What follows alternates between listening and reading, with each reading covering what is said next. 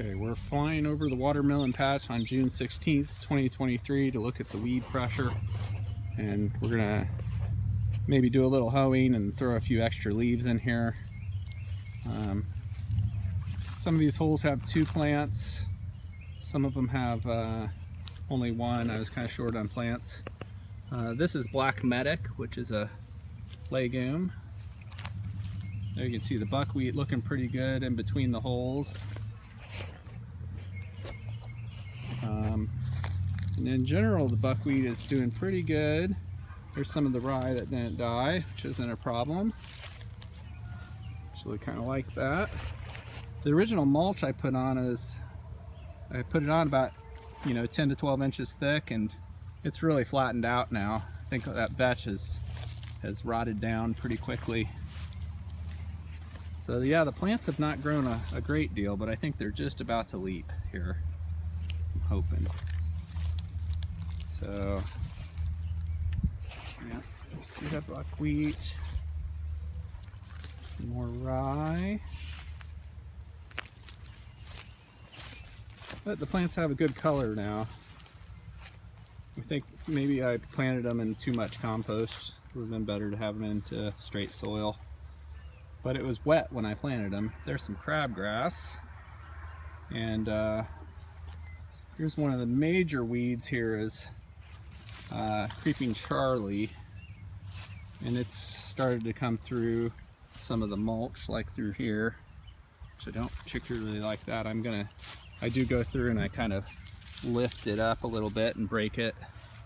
And if it's dry, maybe it'll die then. So there's a mulberry tree.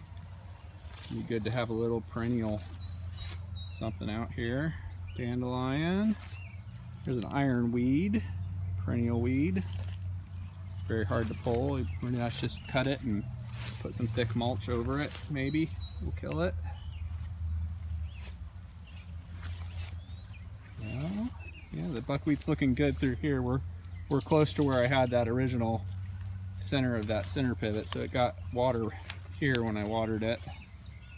And then over here you can see it's only like 2 or 3 inches tall. I don't know exactly if that's from water or some kind of nutrient thing. But here's a problem. I thought this was rye from a distance, but then I was pulled some of it up because I'm spreading with this grass this year, which I believe is perennial rye, Italian ryegrass. And you can see on the roots they had these sharp little things there. I actually saw them like piercing through some daylily bulbs. But that's been a tough weed here. I've been trying to maybe tarp it. Some prolonged tarping seemed to help, like months and months, which I don't love. And I also tried some like 1.5 foot deep mulch around the asparagus, which really set it back, but there's still a little in there. So I have to just keep on mulching it, I guess. So I'm gonna hoe that out as much as I can, maybe even pull some of the rhizomes out and then mulch it with 1 foot or so of leaves. Here's some more of it. But it looks a lot like the rye when the rye is not heading. And then over here, we were out of the irrigation the first time. And I don't know, we didn't get very good buckwheat, so we've got a lot of crabgrass. There's a dock. It's a perennial weed. Really deep taproot on that. Cut that off. Probably cutting it's good enough.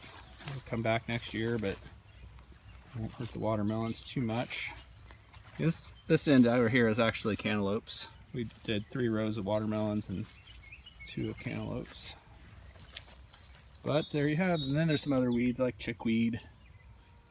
Some of the hairy vetch that didn't die.